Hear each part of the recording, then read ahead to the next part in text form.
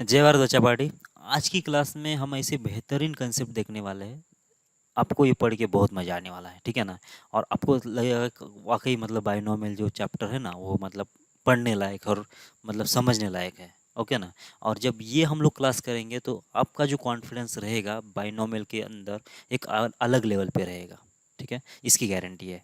तो मैं मेरे हिसाब से पूरी कोशिश करूँगा कि हर एक चीज़ आपको डिटेल में समझाऊँ। ठीक है, तो आप ध्यान से देख लीजिएगा, ठीक है ना। ओके, अब सबसे स्टार्ट कर लेते हैं।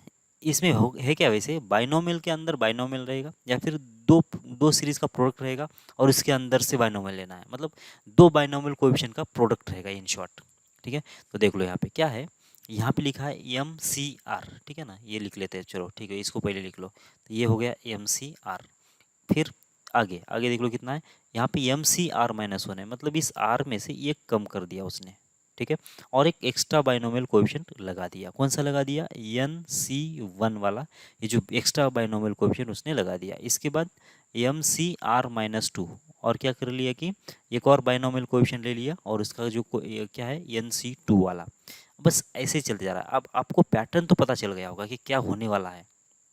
देखो, ये जो वन आया कहाँ से आया, इस यहाँ से आया, मतलब आर माइनस वन जो है ना, यहाँ पे जो भी नंबर है उसको आर में से घटा दिया उसने। यहाँ पे टू था इसलिए आर में से घटा दिया। अब इसके बाद क्या टर्म आने वाला है, सोचो। M C R minus three into N C three, ऐसा आएगा ना, सीधी सी बात है। तो इसका मतलब अब ऐसी सीरीज चलती जाएगी तो लास्ट वाला टर्म कौन सा बढ़ रहा है कौन सा घट रहा है ये पहले समझ लो। ये आर में से कम हो गया, आर में से दो कम हो गए, आर में से तीन कम हो गए, ऐसा चलते जाएगा, बराबर ना। मतलब क्या होगा कि एक बार ऐसा होगा कि आर पूरा खत्म हो जाएगा। ठीक है, और इसमें क्या हो रहा है कि इसमें वन बढ़ गया, इसमें टू बढ़ गया। ऐसा क्या होगा कि एक ऐसी टर्म आएगी कि लास्ट में कितना होगा कि ये जो वन, ये वन टू, ऐसा ना, ये वन टू ऐसा कब तक जाएगा, ये आर तक जाएगा। समझ मेरी बात आपको? मतलब ये हुआ कि उसने बाय डिफ़ॉल्ट यहाँ पे कितना है कि आर माइनस जीरो लिखा है ना, तो यहाँ पे बाय डिफ़ॉल्ट उसने एन सी जीरो लिखा हुआ है। आपको पता भी नहीं चला कि मतलब यहाँ पे लिखा है वैसे बोल के। तो और यहाँ पे भी कितना है, एम सी जीरो लिखा है उसने। ठीक है, तो देख लो अभी सारे टर्म्स में दो दो बाइनोमियल कोएफिशिएंट्स है क्या? बिल्कुल, सारे टर्म्स में दो दो बाइनोमियल कोएफिशिएंट्स है। ठीक है, अब इसका मतलब क्या होगा, इसका समेशन कैसा होगा? ठीक है, अगर सीधी सी बात होगी, अगर ये सिर्फ इसमें से एक आधा अगर टर्म होता ना, M C N C zero plus N C one plus N C two plus ऐसा अगर होता तो टू रेस टू एन हो जाता। कहाँ तक? एन सी जीरो से लेकर एन सी एन तक के टर्म्स अगर अवेलेबल होते तो डायरेक्ट को कितना होता, टू रेस टू एन हो जाता। ये तो हमको मालूम है। ठीक है, लेकिन यहाँ पे ऐसा नहीं है कि सिंगल टर्म नहीं है, तो यहाँ पे दो दोनों का प्रोडक्ट में दिया हुआ है। तो ये प्रोडक्ट में है क्या चीज़ वो देख लेते हैं। ये मैं एक बहुत ही छोटा एग्जाम्पल दे लेता हूँ, ठीक है ना। ऐसा देखो कितना है यहाँ पे फोर सी जीरो, ठीक है ना, और यहाँ पे कितना है थ्री सी थ्री, ऐसा प्लस अब कितना फोर सी वन, और कितना लिखा मैंने यहाँ पे थ्री सी टू, ऐसा। और यहाँ पे कितना लिख दिया फोर सी टू, और यहाँ पे लिख दिया थ्री सी वन। फिर इसके बाद लिख दिया मैंने फोर सी वन, और यहाँ पे लिख देंगे ये कितना जीरो वन टू, यहाँ पे तीन लिखना पड़ेगा एक्चुअली।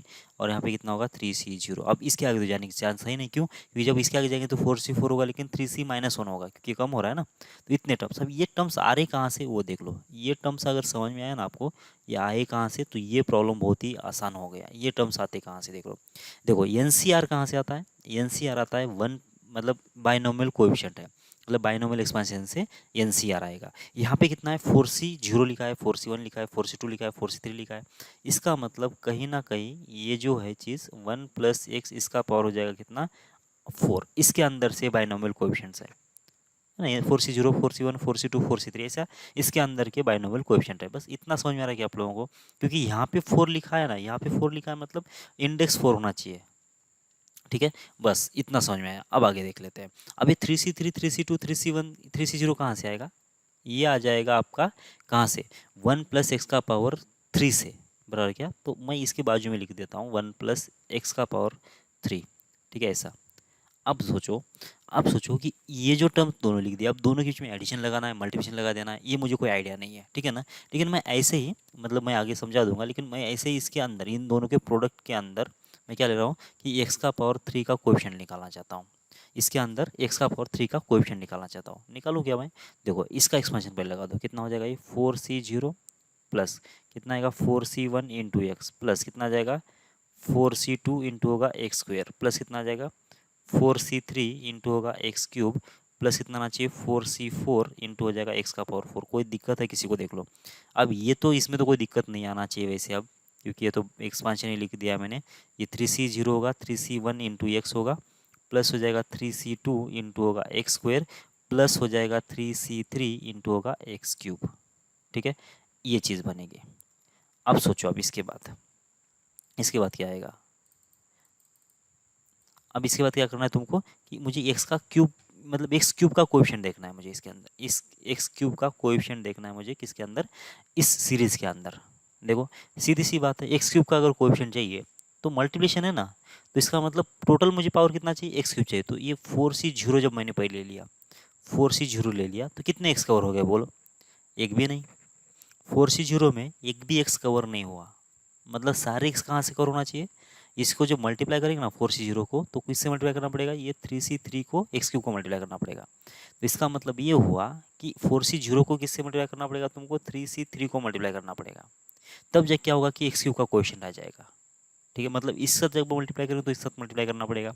इसके बाद अब किसकी बारी, 4c1 के साथ भी ये इसको भी क्या करना पड़ेगा, इसके साथ भी। अच्छा एक तो एक बात समझो, 4c0 के साथ जब ये 3c0 को करेंगे तो एक्स क्यूब नहीं आएगा, वैसे 4c0 को 3c1 के साथ मल्टीप्लाई करोगे तो भी एक्स क्यूब नहीं आएगा।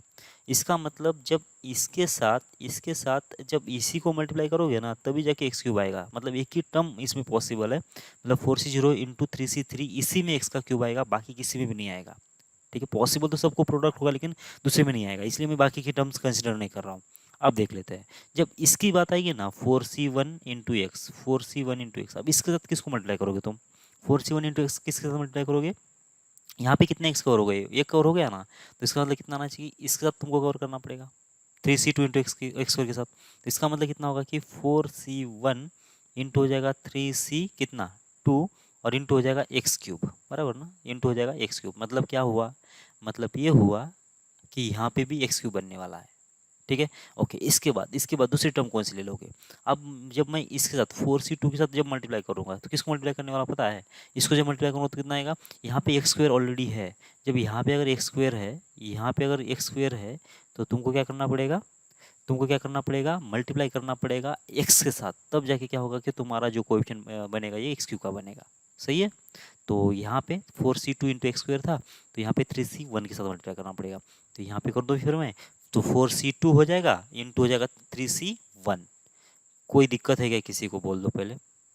ठीक है, ओके। इसके बाद अब क्या करना पड़ेगा, लास्ट किसके साथ मल्टीप्लाई करोगे तुम, इस साथ 4c3 इंटू एक्स क्यूब है, 4c3 इंटू एक्स क्यूब है, तो 4c3 इंटू एक्स क्यूब के साथ जब किसको मल्टीप्लाई करोगे तुम, 3c0 के साथ। क्यों, क्योंकि यहाँ पे एक्स क्यूब सारे क्वेश्चन तो इधर से आ गए ना, तो यहाँ से सिर्फ क्या चाहिए तुमको, अब कांस्टेंट ही चाहिए। तो 4c0 4c3 और कितना आ जाएगा इधर से, यहाँ पे आएगा 3c0, बस ऐसे।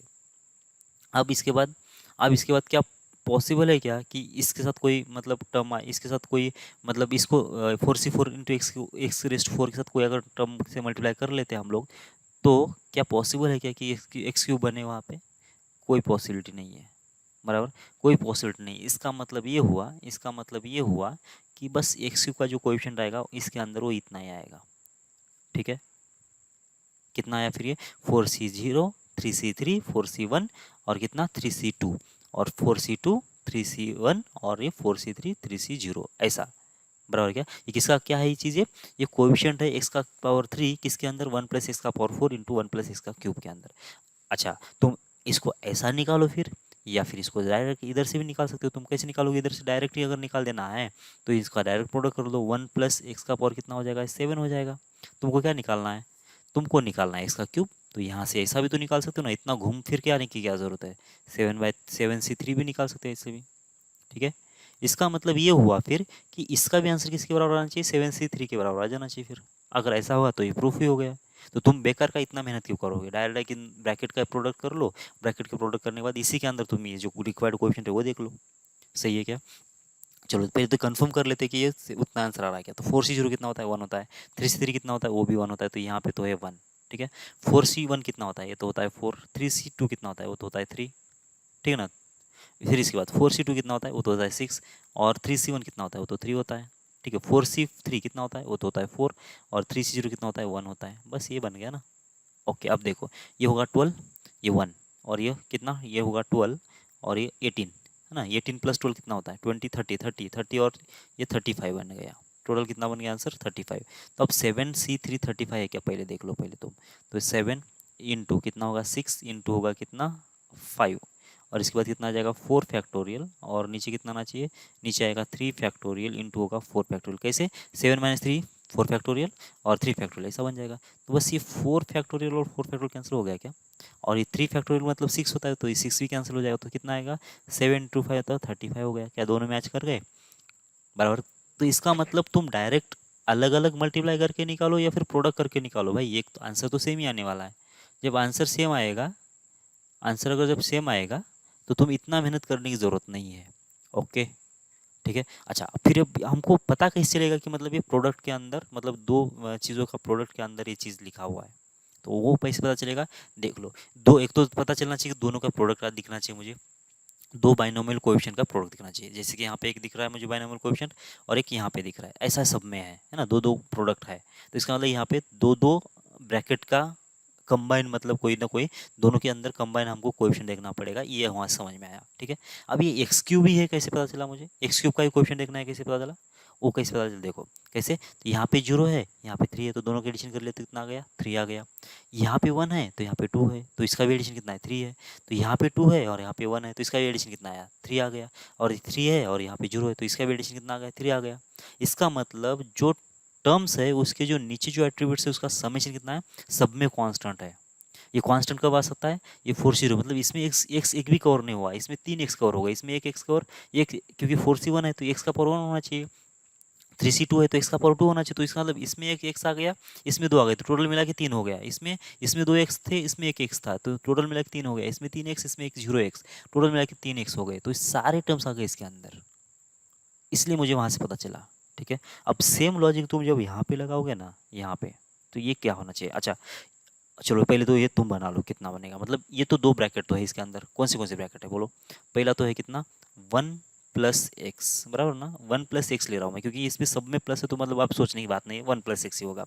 इसका पावर कितना, ये जो ऊपर इंडेक्स दिख रहा है ना आपका, तो कितना होना चाहिए ए एम, यहाँ पे आना चाहिए 1 + x का पावर एम, ये हो गया इसके लिए। अब इंटू इंटू कितना आ जाएगा 1 + x, इसका पावर कितना होना चाहिए, ये होना चाहिए n। ठीक है। 1 + x का पावर m इंटू 1 + x का पावर n, ये बन गया ना ऐसे। ओके इसके अंदर किसका कोएफिशिएंट देखना है तुमको, फिर अब इसके हिसाब से कहा गया, इसके हिसाब से कहा गया बराबर ना। अब इसके अंदर किसका कोएफिशिएंट देखना है, वो अब डिसाइड होगा किसके ऊपर, नीचे वाले टर्म के ऊपर। तो इन दोनों का एडिशन देख लो कितना आ रहा है, इन दोनों का एडिशन आ गया r, इन दोनों भाई साहब का एडिशन कितना आ गया, ओ बी आर आ गया, इन दोनों का कितना आ गया, ओ बी आर आ गया, और इनका भी एडिशन कितना आ गया, ओ बी आर आ गया। देख लो ना, ये r + 0, r-1 + 1, r-2 + 2, r + 0, तो r ही हो रहा है ना। तो इसका मतलब ये हुआ कि x का पावर r देखना है मुझे किसके अंदर, इस ब्रैकेट के अंदर। ठीक है। तो तुम अलग अलग एक्सपांड करके निकालो तो ये बन जाएगा, लेकिन अगर इसको कंबाइन करके निकालोगे तो क्या होगा कि 1 + x, इसका पावर कितना होना चाहिए m + n होना चाहिए। और तुमको इसके अंदर क्या देखना है, इसके अंदर देखना है x का पावर r कितना आ जाएगा बोलो, m + n c r, वही तो यहाँ पे लिखा है फिर m + n c r। बात समझ में आ रही है आपको, तो m + n c r ऐसा होगा। ठीक है। ये कैसे पता चला, तुमको इसके हिसाब से एक ब्रैकेट लिखो और इसके हिसाब से ब्रैकेट लिखो। ठीक है। और वैसे भी देखो ये पूरे कोएफिशिएंट, कभी कभी क्या होता है कि पूरे कोएफिशिएंट नहीं होते, लेकिन मैक्सिमम टाइम तो पूरे होते ही। वैसे देखो यहाँ पे कितना आ रहा है, ये 0 से स्टार्ट होकर कहाँ तक चला गया, r तक चला गया, और ये r से स्टार्ट होकर 0 तक चला गया। इसमें भी देखो ये 0 से मतलब एकदम बेसिक टर्म से चालू हो गया, ये 0 स्टार्ट होकर कितना तक चला गया 3 तक, और 3 से लेकर 0 तक, मतलब ये क्या है कि पूरे टर्म्स आ गए इसके अंदर। तो इसका मतलब x का क्यूब इसमें दिख रहा था, इसमें x का पावर 4 देख रहा था। बात समझ में आ रही है आपके। ठीक है। तो इसका मतलब जब भी ऐसा कोई टर्म आ जाएगा उसका एक्सपांशन, ये जो होते हैं दो बाइनोमियल एक्सपांशन के अंदर, प्रोडक्ट के अंदर कोई ना कोई कोएफिशिएंट देख रहा होगा, और वो कोएफिशिएंट किसका होगा, जो इन दोनों का जो कांस्टेंट एडिशन आ जाती है ना, उस वो देखना पड़ेगा मुझे। अगर ये कांस्टेंट एडिशन नहीं आती है, कभी कभी क्या होता है कि इसमें वेरी करता है आंसर, ये जब वेरी करेगा तो क्या करना पड़ेगा, इसको कांस्टेंट करना पड़ेगा। कांस्टेंट कैसे करोगे, तो उसके लिए एक ही रूल है। अब तुम्हारे पास एनसीआर दिया हुआ है, एनसीआर अगर दिया हुआ है तो तुम इसको तो ऐसा भी लिख सकते हो ना भाई, NC n - r ऐसा तो लिख सकते हो ना। तो इधर से क्या हुआ कि शायद इधर से वो जो वेरी होने वाला जो टर्म है ना, वो कैंसिल होकर फिर कांस्टेंट आंसर बन जाए। और यही यही एक ही तरीका है उसको कांस्टेंट करने का, हम आगे देखेंगे अभी। ठीक है। ओके बात समझ में आ रही है। अच्छा एक और ट्रिक मैं बोलना चाह रहा हूँ यहाँ पे कि ऐसे टाइप को कैसे सॉल्व किया जाता है। देखो इसका आंसर कितना आ गया, 7C3 आया। अभी 7C3 को कैसे डायरेक्ट अगर लिखना है तुमको, डायरेक्ट लिख देना है, मुझे कुछ माथापड़ी नहीं करना है। देखो तो कैसे लिखोगे, तो इक्वल्स टू, ये जो ऊपर जो लिखा है ना 3 और 4, ये 4 और 3 जो लिखा है ना, बस उसका ऊपर एडिशन कर लो। 3 + 4 कितना होगा, 7 होगा। यहाँ पे कॉम्बिनेशन आ जाएगा, कॉम्बिनेशन आ जाएगा। और नीचे नीचे जो कांस्टेंट एडिशन आ रही है ना, कांस्टेंट कितना आ रही है, 3 आ रही है, बस वो यहाँ पे लगा दो, हो गया इसका समेशन। ऊपर का एडिशन और नीचे जो कांस्टेंट एडिशन आ रही है वो लिख दो। ऊपर का समय, ऊपर का 4 + 3 मतलब इंडेक्स का समेशन ऊपर आएगा सी, नीचे जो कांस्टेंट की जो एडिशन आ रही है लोअर एट्रीब्यूट की, उसका एडिशन, तो कितना हो गया, 3 हो गया। सेम यहाँ पे ऐसा हो रहा है कि देख लो, यहाँ पे एम है, यहाँ पे एन है, तो ऊपर इंडेक्स में क्या आना चाहिए, m+n आना चाहिए, आ गया यहाँ पे m+n आ गया। और नीचे जो एडिशन है कांस्टेंट कितना आ रही है, आर आ रही है, तो n+1 सी आर बन गया, बात खत्म। ठीक है, तो ऐसे वाले प्रॉब्लम में आपको दिक्कत नहीं आना चाहिए। ठीक है, आगे बढ़ते हैं। अब यहाँ पे भी दो कोएफिशिएंट लिखा हुआ है उसने, NC0, ये जो लिखा ना स्क्वायर, ये मतलब गलती से नहीं लिखा गया है, ये जानबूझ के लिखा गया है। ठीक है ना, इसका मतलब क्या है मैं समझाता हूँ। इसका मतलब सीधा सीधा ऐसा है कि NC0 को उसने 2 बार लिखा, तो NC0 × NC0 ऐसे, प्लस इसके बाद कितना, NC1 का स्क्वायर भी है, तो इसका मतलब इसको भी क्या लिखा था उसने, NC1 × NC1 ऐसे। और इसके बाद क्या कितना लिखा, NC2 लिख दिया NC2, और ऐसा ही चलते जाएगा, कहाँ तक चलते जाने वाला ये हो जाएगा NCn × हो जाएगा NCn ऐसा। ठीक है, अब ये भी तो बाइनोमियल कोएफिशिएंट का प्रोडक्ट लग रहा है। ठीक है ना, प्रोडक्ट लग रहा है। इसका मतलब क्या होना चाहिए कि ये जो टर्म है NC0, तो इसका मतलब क्या होगा कि उसके हिसाब से ये जो टर्म आएगा NC0, NC1, NC2, NCn, ये कहाँ से आने वाला है, 1 + x⁴n इसके अंदर के कोएफिशिएंट सही है। अभी मुझे कोई आइडिया नहीं है किसका कोएफिशिएंट देखना है, लेकिन उसके अंदर ये टर्म्स आएंगे ये मुझे पता है। ओके, इसके बाद ये दूसरा जो टर्म है NC0, NC1, NC2, NCn, ये भी क्या चीज़ है, ये भी 1 + x⁴n के अंदर, 1 + x⁴n के अंदर क्या है, ये भी उसके बाइनोमियल कोएफिशिएंट्स है। ठीक है ना, तो उसके हिसाब से एक और टर्म आ जाएगा, कौन सा, 1 + x इसका पावर कितना, n। किसी को दिक्कत है तो देख लो। हाँ, 1 + x⁴n, 1 + x⁴n, ये दो ब्रैकेट कैसे आ गए, तो ये ब्रैकेट आ गए, ये NC0 के हिसाब से एक, और ये दूसरी वाले NC0 के हिसाब से एक। अब ये तो सही है, ये तो बराबर चल रहा है, लेकिन अब ये कोएफिशिएंट है किसका, मतलब x का कितना पावर इसके अंदर देखना है मुझे, ये पता करना पड़ेगा। तो कैसे पता कर रहे थे, अभी अब तक हमें देख रहे थे कि इन दोनों की एडिशन कितना आ रही है, इसमें तो 0 हो गई, इसमें कितना हो गई, 1 हो गई, इसमें कितना हो गई, 4 हो गई, इसमें हो गई कितना, 2n। अब देखिए किसका, ये तो 0 है, इधर 2 है, इधर 4 है, इधर 2n है, तो किसका देखे, तो हमने क्या बोला था कि उसका एडिशन कांस्टेंट आना चाहिए, जो कांस्टेंट आएगा उसका हम लोग कोएफिशिएंट देखेंगे। तो यहाँ पे तो कांस्टेंट है नहीं, तो कांस्टेंट कर लेंगे। करने के लिए क्या बोला हमने, एक ही तरीका है, NCR को NCn-r लिखो, बस दूसरा कोई तरीका नहीं है। ठीक है, मतलब कौन सा रूल, NCR को तुम कैसे लिखोगे, NCn-r, बस यही तरीका है, एक को चेंज कर दो बस। ठीक है, दो को चेंज नहीं कर, दो को चेंज करें तो वही कांस्टेंट ही बन जाएगा फिर से, तो एक को ही चेंज करेंगे, तो कितना, ये NC0 को ऐसा रख देते हैं। ठीक है ना, ये नज़दीक है अपने, और NCR को लिख देते हैं हम लोग NCn। ठीक है ना, ओके, ये हो गया। अब NC1 को तो मैं कुछ हाथ नहीं लगा रहा हूँ, यहाँ पे NCn-1 ऐसा होगा, फिर यहाँ पे आएगा NC2 इंटू होगा NCn-2, और ये चलते जाने वाला है कहाँ तक, ये होगा NCn, क्योंकि पहले वाले को मैं कुछ चेंज नहीं कर रहा हूँ, लेकिन लास्ट वाले को हो जाएगा NC0।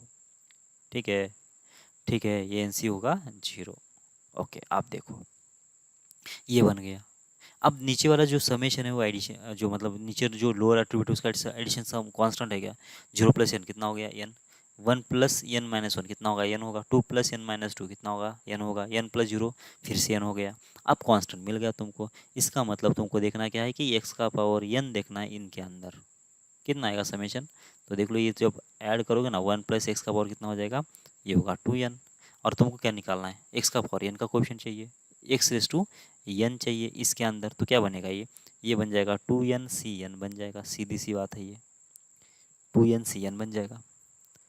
समझ में आ रही बात आपको। और ये इसके लिए हमने ऑलरेडी बोल दिया था शॉर्टकट तरीका कैसे करना है, कि जब नीचे जब कांस्टेंट तुमको एडिशन मिल रही है ना, तो क्या करो कि ऊपर जो इंडेक्स है उसका एडिशन कर लो, तो n+n तो ऊपर आ जाएगा, c नीचे कितना आएगा, जो कांस्टेंट है कितना आ रहा है, n आ रहा है, बस यही होगा, तो कितना हो गया, ये 2nCn हो गया ना, तो सीधा सीधा यहीं पे मिल रहा था आपको आंसर, ये करने की जरूरत नहीं थी वैसे भी। सही है, लेकिन ये चीज़ अगर समझ में आ रही है ना कि ये मैं कैसे लिख रहा हूँ और ये किसका कोएफिशिएंट दिख रहा हूँ, तो ये कितने भी कॉम्प्लेक्स अगर प्रॉब्लम आ जाते तो भी उसमें से ये आपको हो जाएगा। ठीक है, इसलिए वो हम लोग लिख रहे हैं। ओके, आगे बढ़ते हैं, क्या ये समझ में आया। अच्छा, ये ये अच्छा, इसका हम लोग यूज़ करेंगे किस में, डबल समेशन में, ये बहुत बार आ जाता है वहाँ पे, तो ना तो उसका मतलब एन सी जीरो का square plus N C one का स्क्वायर एन सी टू का, तो मैं यहाँ पे लिख ही देता हूँ ना, ऐसा आएगा आपको आगे चल के, ये डबल समेशन आएगा। और इसमें बोलेगा कि आई और जे दोनों इक्वल है, आई और जे दोनों इक्वल है, और ये वन से स्टार्ट होके एन तक जा रहा है। और यहाँ पे कितना आएगा, एन सी आई इंटू होगा एन सी जे, इसका समेशन निकालना पड़ेगा। तो इसका मतलब क्या होगा कि आई और जे अगर दोनों सेम है तो इसका मतलब एक समेशन से काम चल जाएगा। तो आई इक्वल्स कितना, वन से लेकर एन तक चला, वन से लेकर नहीं, ये जीरो से लेकर लेता हूँ मैं, क्योंकि जीरो से स्टार्ट हो रहा है इसलिए। तो जीरो से लेकर एन, वन से भी नहीं मिल जाएगा, लेकिन वो तो स्पेशल केस होगी ना, जनरल केस लिख लेते हैं। आई इक्वल्स जीरो से लेकर एन तक, आई इक्वल्स टू जीरो से लेकर एन तक होगा। यहाँ पे आई और जे दोनों इक्वल है, इसलिए मैंने क्या लिखा, एन सी आई का स्क्वायर हो जाएगा, ये बराबर लिखा है क्या, देखो ये, ठीक है, क्योंकि एन सी जे भी कितना होगा, एन सी आई होगा, तो एन सी आई इंटू एन सी आई, तो एन सी आई का स्क्वायर होगा। तो इसका मतलब ये हुआ कि जब आई की वैल्यू जब जीरो रखोगे ना, तो एन सी जीरो का स्क्वायर होगा, फिर वन रखो तो एन सी वन का स्क्वायर होगा, फिर टू रखो तो एन सी टू का स्क्वायर होगा। तो मतलब यही सीरीज बन जाएगा ना, ये सीरीज अगर बन रहा है तो इसका समेशन तो तुमको मालूम है कितना आ जाता है, ये टू एन सी एन, सही है, टू एन सी एन बन जाएगा ये, बराबर। समझ में आ रहा है क्या, आगे बढ़ो। अब थोड़ा सा वेरिएशन देख लेते हैं, क्या वेरिएशन है कि अब अल्टरनेट प्लस माइनस होता है, तो अभी तक तो आपको समझ में आया होगा क्या करना है इसमें, कुछ लोगों को तो समझ में आया होगा, ठीक है ना। क्या करोगे, फिर से एक बार लिख ही लो, क्या लिखना है कि एन सी जीरो है, और इंटू कितना लिख दो, एन सी जीरो लिख दो, फिर यहाँ पे माइनस है, ठीक है, तो माइनस के बदले में प्लस लिख देता हूँ, और ये माइनस में अंदर मर्ज करूँगा, देखो एन सी वन लिख रहा हूँ यहाँ पे, और यहाँ पे लिख देता हूँ एन सी जी, एन सी कितना, वन ही है ना, एन सी वन, और ये माइनस वन का पावर कितना होगा, वन, ठीक है, तो ये माइनस ही बनेगा, तो ये माइनस बाहर आ जाएगा। इसके बाद कितना आएगा, एन सी टू, और यहाँ पे भी एन सी टू आएगा, यहाँ पे माइनस वन का पावर टू लिखने से कोई फर्क नहीं पड़ेगा, क्योंकि प्लस ही बनेगा वो। एन सी थ्री इंटू होगा एन सी थ्री, और माइनस वन का पावर कितना, थ्री लिखने से क्या होगा कि ये माइनस वन का पावर थ्री माइनस होगा, और ये बाहर का माइनस बन जाएगा, ठीक है। तो बस यही चलते जाएगा कहाँ तक, माइनस वन का पावर एन, और होगा कितना, एन सी एन, और होगा दूसरा भी एन सी एन, सही है। इसका मतलब अब साफ साफ है, क्या साफ साफ है, देख लो, इसके हिसाब से एक ब्रैकेट बन गया, और इसके हिसाब से एक ब्रैकेट बनेगा, लेकिन ये माइनस भी तो एडजस्ट करना है ना अपने को, ठीक है। तो इस आगे वाले के साथ माइनस रख दो, इस आगे वाले के साथ माइनस रख दो, ये ठीक है ना। तो इसका मतलब क्या बन गया, ये बन गया वन माइनस एक्स इसका पावर एन, उसके अंदर के कोएफिशिएंट बनेंगे ये, ठीक है, ये जब इसका दे देंगे तो, ठीक है। तो इसका मतलब कितना होगा, पहले वाले के साथ क्या है कि वन प्लस एक्स इसका पावर एन, क्योंकि सारे में इसमें N C zero, N C one, N C two, N C three ऐसे ही आएगा। और दूसरा जो ब्रैकेट बनेगा कैसे बनेगा, वन माइनस एक्स इसका पावर एन, बराबर। इसमें कैसे आएंगे, एन सी जीरो तो पॉजिटिव रहेगा, लेकिन एन सी वन निगेटिव रहेगा, देखो यहाँ पे निगेटिव है, यहाँ एन सी टू पॉजिटिव फिर से रहेगा, तो माइनस वन का स्क्वायर तो पॉजिटिव आया, एन सी थ्री फिर से निगेटिव रहना चाहिए, और यहाँ पे निगेटिव आया, इसकी वजह से निगेटिव मतलब पूरा साइन निगेटिव बन जाएगा, ठीक है। तो इसका मतलब तुमको देखना है किसमें, अभी वन प्लस एक्स का power N into one minus X का पावर एन के अंदर कोएफिशिएंट देखना है किसका, एक्स का पावर एन, ये मैंने कैसे लिखा, अभी तो मैंने एक्सप्लेन किया था ना उसी टाइप से। यहाँ पे कितना है, जीरो प्लस जीरो तो जीरो हो रहा है, तो ये तो कौन जीरो आ गया, यहाँ पे कितना है, वन प्लस वन टू आ रहा है, यहाँ पे टू प्लस टू फोर आ रहा है, मतलब कॉन्स्टेंट तो है नहीं, तो इसको कॉन्स्टेंट कैसे बनाओगे, फिर इसको एन सी जीरो को लिख दोगे एन सी एन, और एन सी एन को, एन सी वन को लिख दोगे तुम एन माइनस वन, ठीक है, और इसको लिख दोगे तुम एन माइनस टू, और इसको लिख दोगे कितना, एन माइनस थ्री, और इसको लिख दोगे जीरो, ठीक है। तो इसका मतलब कितना होगा, एन प्लस जीरो जीरो होगा, एन होगा, n minus one plus one होगा n, n minus two plus two n होगा, n minus three plus three zero वही एन होगा, जीरो प्लस एन फिर से एन होगा, मतलब एक्स रेस टू एन देखना है मुझे किसके अंदर, इसके अंदर। अब यहाँ पे थोड़ी सी दिक्कत है, अब क्या दिक्कत है देख लो, एक्स का पावर एन देखना है तुमको किसके अंदर, ये ब्रैकेट का तो कितना आएगा, देखो वन माइनस एक्स स्क्वेयर होगा, और इसका पावर होगा एन, सही है, वन माइनस एक्स स्क्वेयर होगा, और इसका पावर होगा एन। अब इसके अंदर तुमको देखना क्या है, एक्स का पावर एन देखना है, ठीक है। अब देख लेते हैं, एक्स का पावर एन देखना है, देखो अब इसके अंदर जो टर्म्स रहेंगे ना, वो सोच रहे हो कैसे रहेंगे, इसके अंदर टर्म्स देखो कैसे रहेंगे, एन सी जीरो रहेगा, फिर एन सी वन रहेगा, माइनस में रहेगा एन सी वन, और एक्स स्क्वेयर रहेगा, फिर plus N C two, plus N C two, और क्या होगा, एक्स का पावर फोर होगा, बराबर, फिर एन सी थ्री, और एक्स का पावर सिक्स होगा, बराबर है। आपको अगर इमेजिन नहीं कर पा रहे हो तो मैं यहाँ पे लिख लेता हूँ, देखो ना, एन सी जीरो रहेगा, माइनस रहेगा यहाँ पे, एन सी वन होना चाहिए, और ये होगा एक्स स्क्वेयर, फिर कितना आएगा, एन सी टू होगा, और यहाँ पे आएगा एक्स का पावर फोर, यहाँ पे आएगा एन सी थ्री, एक्स का पावर सिक्स होगा ऐसे। ये अल्टरनेट साइंस क्यों चेंज कर रहा हूँ, क्योंकि इस भाई साहब की वजह से, माइनस की वजह से, सही है। तो ऐसे टर्म्स रहने वाले हैं। तो कहीं पे भी आपको दिख रहा है कि यहाँ पे कोई और टर्म्स आने के चांसेस है, कहीं पे भी लग रहा है कि मतलब एक्स का पावर कोई ऑड बनेगा, कहीं पे भी पॉसिबल ही नहीं है, क्योंकि ये हमेशा एक्स स्क्वायर के टर्म में लिखा है, तो ये कभी निगेटिव मतलब ऑड टर्म बनने का चांस ही नहीं है, एक्स का पावर ऑड बनने का चांस है ही नहीं। इसका मतलब ये होगा जब एन की वैल्यू कितना होती है, ऑड होती है, एन की वैल्यू जब ऑड होती है तो आपको जो कोएफिशिएंट है सीधा सीधा मिल गया, कितना हो गया, 0। एन जब ऑड होगा ना तो उस वाले केस में जो कोएफिशिएंट बनेगा वो कितना बनेगा, 0 बनेगा। अब एन के ऊपर क्यों डिपेंड कर रहा है, क्योंकि हमको जब इसका एक्सपेंशन कर लिया तो जो पावर आ रहा है एक्स का पावर 2r, ये कैसे हमेशा इवन है, और इवन अगर होगा तो एक्स का पावर ऑड जब होगा तो वो तो टर्म इसमें रहेगी नहीं, मतलब उसका जो कोएफिशिएंट होगा कितना होगा, 0 होगा। बात समझ में आ रही होगी, ठीक है ना। अब दूसरी केस जब एन इवन होगा, ठीक है, एन इवन होगा, मान लेते कितना, चलो मान लेते 4 है, तो एक्स का पावर 4 कहाँ पे मिल रहा है, तुमको यहाँ पे मिल रहा है, ठीक है। एन कितना है, 4 है, तो एक्स का पावर 4 कहाँ पे मिल रहा है, यहाँ पे, एक्स का रेस्ट 4 पे यहाँ पे, ठीक है। और इसका कोएफिशिएंट कितना, NC2 है, मतलब कैसा ये है, यहाँ पे एन की वैल्यू 4 है ना, तो 4C2 इसका कोएफिशिएंट है, तो ये 4 तो ऊपर रहेगा, कोई दिक्कत नहीं है, लेकिन ये 2 कहाँ से आ रहा है, n/2 से आ रहा है, मतलब 4/2 करने से आ रहा है ना। चलो एक्स क्यूब का देख लो, x6 का देख लेते हैं, x6 का देख लेते हैं, x6 कहाँ से आना चाहिए, उस हिसाब से कितना, n की वैल्यू कितना होना चाहिए, 6 होना चाहिए, तो किसका देखना है, x6 का देखना पड़ेगा। चलो n की वैल्यू 6 रख दिया हमने, मतलब क्या, 1 माइनस एक्स स्क्वायर का पावर 6 बन गया, और उसके अंदर क्या देखना पड़ेगा मुझे, एक्स का पावर 6 देखना पड़ेगा। तो इस कंसेप्ट के हिसाब से क्या हो रहा था, इंडेक्स तो 6 ही है, c, और यहाँ पे कितना आना चाहिए, इसका आधा आना चाहिए, तो 6C3 ये कोएफिशिएंट होना चाहिए, और यही है यहाँ पे, सही है ना। लेकिन दिक्कत यह है कि यहाँ पे अल्टरनेट साइन प्लस माइनस भी होगा, देखो ना, इस माइनस होगा प्लस होगा, और ये किसके ऊपर डिपेंड है, ये जो 3 है ना ये ऑड है इसलिए माइनस आ गया, ये 2 है इसलिए प्लस आया था, तो इसका मतलब इसका जो कंप्लीट जो कोएफिशिएंट होगा ना ऐसा होगा, ये आर मतलब कितना 3, ऐसा, मतलब यहाँ पे जो भी कोएफिशिएंट रहेगा वो यहाँ पे जाएगा, ठीक है। मतलब जब एन इवन होगा, एन जब इवन होगा तो यहाँ पे ऊपर एन आएगा, यहाँ पे नीचे आना चाहिए n/2, ये बात समझ में आना चाहिए। और यहाँ पे -1 का पावर भी कितना हो जाएगा, ये हो जाएगा n/2। समझ में आ रहा है नहीं आ रहा है, देख लो, n/2 -1 का पावर n/2, जब n जो होगा ना, n अगर ये कैसा है, 4 के मल्टीपल में है, ऐसा मान लो ना, मतलब कैसा है कि 4 है, 8 है, 12 है, इस वाले केस में क्या होगा कि वो हमेशा प्लस में रहेगा। और जब ये कैसा होगा, 2 होगा तो माइनस में आएगा, 3 होगा तो भी 3 मतलब कितना, 6 होगा तो भी कितना आएगा, माइनस में आएगा शायद। और बाकी ऐसे टर्म्स में ना माइनस, मतलब अल्टरनेट साइन माइनस प्लस हो जाएगा। क्या आपको समझ में आ रहा है क्या, तो इसका मतलब मैं यहाँ पे लिख दूँ, यहाँ पे लिख देता हूँ, ठीक है। क्या लिखना पड़ेगा, जब n जब ऑड होगा, n बिलोंग्स टू, अगर ऑड नंबर होगा, ऑड नंबर कैसे लिखते हैं वैसे एक्चुअली इस टाइप का होता है, n कितना होना चाहिए, 2m+1 या फिर 2m-1, ये कैसे होते हैं, ऑड नंबर होते हैं। अब ऐसा अगर बन जाएगा ना तो इसका जो कोएफिशिएंट आएगा कितना आएगा, 0 आएगा। और जब n इवन आता है तो इसका मतलब क्या आना चाहिए, इसका n कैसा होना चाहिए, फिर ये इवन मतलब 2m टाइप का, मतलब डबल होना चाहिए m से।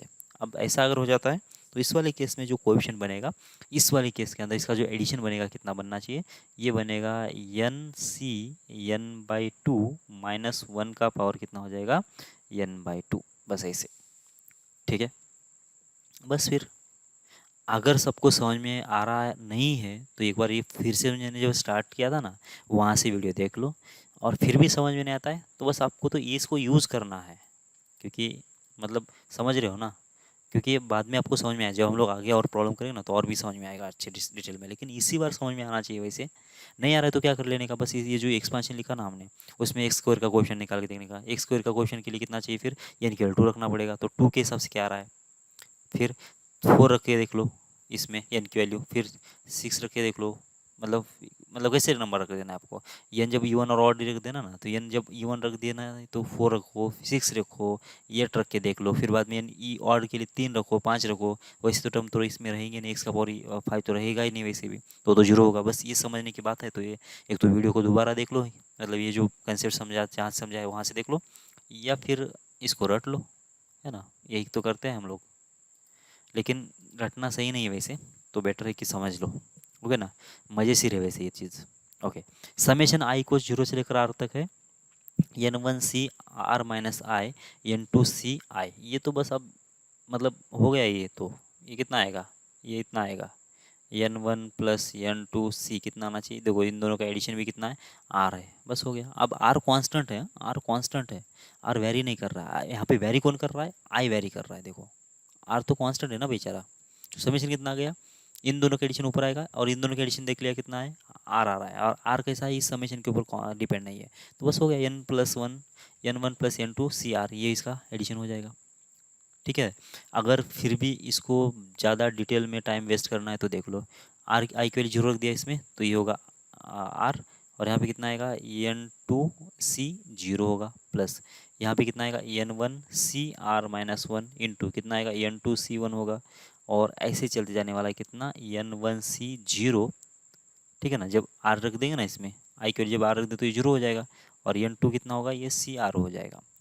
ओके, तो आप देख लो इसके हिसाब से क्या बनेगा, 1 + x इसका पावर कितना होना चाहिए, n1 होना चाहिए, और इसके हिसाब से कितना आएगा, ये 1 + x का पावर कितना हो जाएगा, n2 होना चाहिए, और इसके अंदर किसका कोएफिशिएंट देखना है, डिसाइड करेगा ये नीचे वाले एट्रीब्यूट्स। इन दोनों का एडिशन कितना है, आर है, इन दोनों का एडिशन आर है, इन दोनों का एडिशन भी आर है, मतलब एक्स का पावर आर ढूंढना है आपको, एक्स का पावर आर का कोएफिशिएंट चाहिए, इसके अंदर कितना आएगा, देखो दोनों ब्रैकेट के बेसिस सेम है, तो पावर्स की एडिशन होगी तो n1 + n2 हो जाएगा, तो इसके अंदर एक्स का पावर आर चाहिए तो n1 + n2 cr हो जाएगा।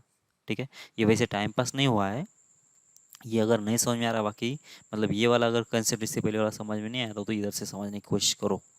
ठीक है, तो ऐसे ही इसको सॉल्व करेंगे। ओके, आगे बढ़ो। इसको तो शॉर्टकट से तो डायरेक्ट यहीं से हो गया था, मतलब n1 + n2 divide by cr बन गया था ये। ओके, आगे बढ़ो।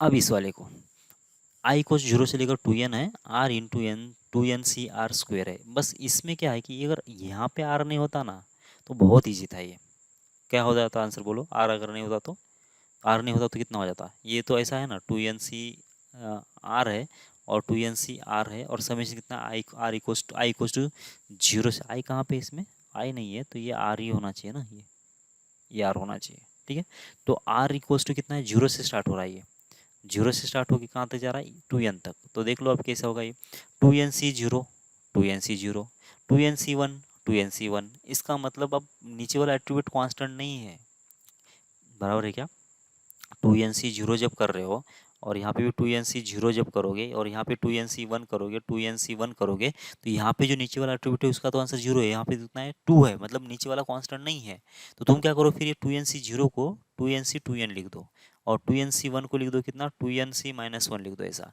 तो इन दोनों की एडिशन कितना आ जाएगी 2n, इन दोनों की एडिशन कितना आ जाएगी 2n आएगी, मतलब क्या होगा कि ये x का पावर 2n है, किसके अंदर है, 1 + x का पावर कितना 2n इंटू 1 + x का पावर कितना 2n के अंदर, तो कितना आंसर आ जाता बोलो, ये हो जाता 4n/2n, ऐसा हो जाता, सीधी सी बात है ये, और ये इधर से भी समझने वाली बात थी। कैसे, देखो यहाँ से कितना डायरेक्ट अगर निकालना था मुझे क्या करना पड़ता है, ये जो ऊपर वाले जो एट्रीब्यूट्स है ना, ऊपर वाले जो नंबर है उसका तो एडिशन करना होता है, ये तो पता है मालूम है अपन को, तो 4n हो गया, और नीचे कितना आएगा, यहाँ पे c, यहाँ पे नीचे जो कांस्टेंट आएगी ना दोनों के एडिशन वो आएगी, क्या यहाँ पे ये कांस्टेंट है क्या, r + r 2r बन गया, ये तो कांस्टेंट नहीं है क्योंकि r के ऊपर ये समेशन वेरी करेगा, r की वैल्यू जब 0 होगी तो 2r मतलब 0 होगा, r की वैल्यू जब 1 होगी तो 2r मतलब 2 होगा, r की वैल्यू 3 पे 6 होगा, ऐसे मतलब ये वेरी करेगा, अब ये कांस्टेंट नहीं है, तो मुझे इसको कांस्टेंट बनाना पड़ेगा, तो कैसे बनाएंगे, किसी भी एक ब्रैकेट को, किसी भी एक एनसीआर को, ये 2n ऐसा लिख दो, अब देखो ये r + 2n - r, तो r और कैंसिल हो गया, r कैंसिल हो गया,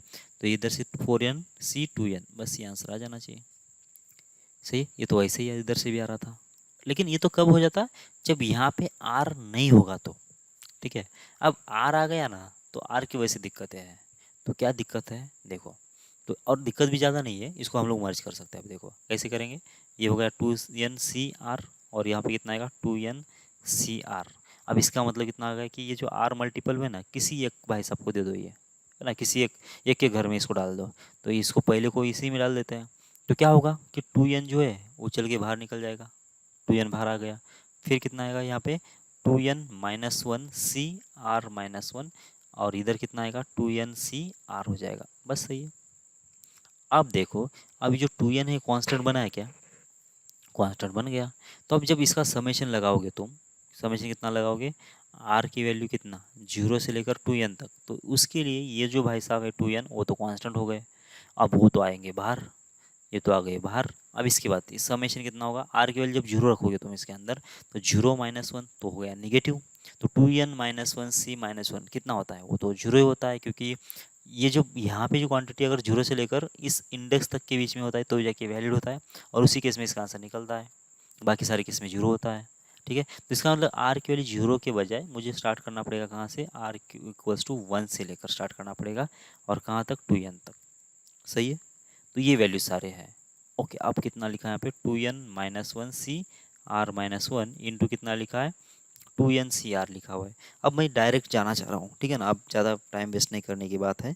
तो अब क्या होगा कि 2n जो है ये तो मल्टीपल था ही, 2n मल्टीपल में था ही। अब यहाँ पे कितना आएगा, ये 2n-1 प्लस 2n कितना हो गया, 4n-1। सही है क्या, और c नीचे कितना आ जाएगा।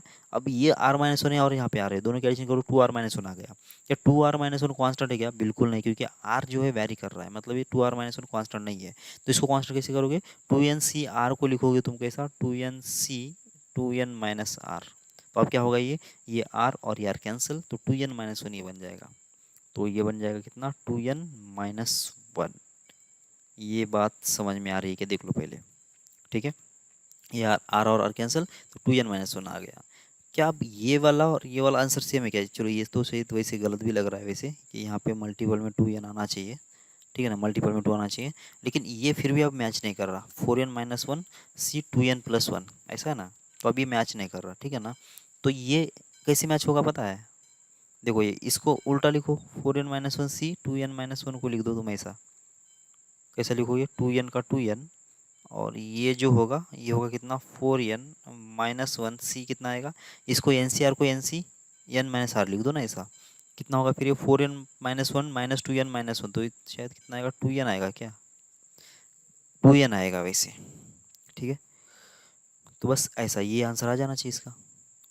ओके ओके, तो इसका ही गलत लग रहा है वैसे ये चीज़, तो ये 2n ही यहाँ पे इतना आंसर आ जाना चाहिए, ठीक है ना, एक तो ये आंसर आ जाना चाहिए या फिर ये आंसर आ जाना चाहिए। ओके, मेथड समझ में आ रही है क्या, अगर कुछ गलती है तो देख लो आप, शायद तो सही लग रहा है मुझे तो, ठीक है ना। ओके, आगे बढ़ते हैं। Using binomial theorem without using the formula NCR prove that, मतलब अपने को एनसीआर की डेफिनेशन खोलना ही नहीं है, ठीक है ना, और ये जो चीज़ है इसके बराबर ये चीज़ है, ये बताना है, ठीक है। अब हम कैसे करेंगे, इसके बराबर ये है ऐसा बताएंगे, या फिर इसके बराबर ये है ऐसा बताएंगे, ठीक है। अब ये ठहरे छोटे टर्म्स, बराबर क्या, तो इसको छोटा मतलब बड़ा करना थोड़ा मतलब प्रॉब्लमेटिक है, मतलब क्योंकि 1 को तुम बड़ा करना है तो 3-2 भी लिख सकते हो, sine x by sine x भी लिख सकते हो, या फिर कुछ भी लिख सकते हो ना, मतलब किसी सिंगल छोटे क्वांटिटी को बड़ा करने के लिए बहुत सारे ऑप्शंस है, लेकिन 3-2 जो होगा ना वो 1 ही होगा, उसका कोई ऑप्शन नहीं है दूसरा। तो बड़े क्वांटिटी को छोटा करना इजी पड़ता है हमेशा, है ना। ये बहुत सा बड़ा सा पत्थर ले लो, वहाँ से मूर्ति बनाना आसान है, लेकिन छोटे पत्थर से उसका पत्थर, छोटे मूर्ति से पत्थर बनाना उतना मतलब पॉसिबल नहीं ना, मतलब कुछ चीज़ें ट्रिमिंग करना पड़ेगा। तो उसके लिए मुझे क्या कि बड़ा जब एक्सप्रेशन होगा ना उसको छोटा प्रूफ करना इजी पड़ता है ना, कुछ काटा कुट कर देंगे और उसमें शायद इजी से इजीली बन जाए वो हमारा प्रूफ। तो ये थोड़ा मतलब इजी पड़ जाता है, इसलिए इसी सेंस से मैं क्या कर रहा हूँ कि इस इस चीज़ को ले लेता हूँ और ये प्रूफ करने की कोशिश करता हूँ, ठीक है। बाकी दूसरा कोई रीज़न नहीं, आप इसको भी लेके भी ये प्रूफ करना है तो कर सकते, लेकिन इसमें मुझे सोचना पड़ेगा कि एडजस्ट करना पड़े, ये मुझे सोचना पड़ेगा, लेकिन इसमें क्या है कि तुरंत दिख जाएगा कि मतलब क्या करना पड़ेगा।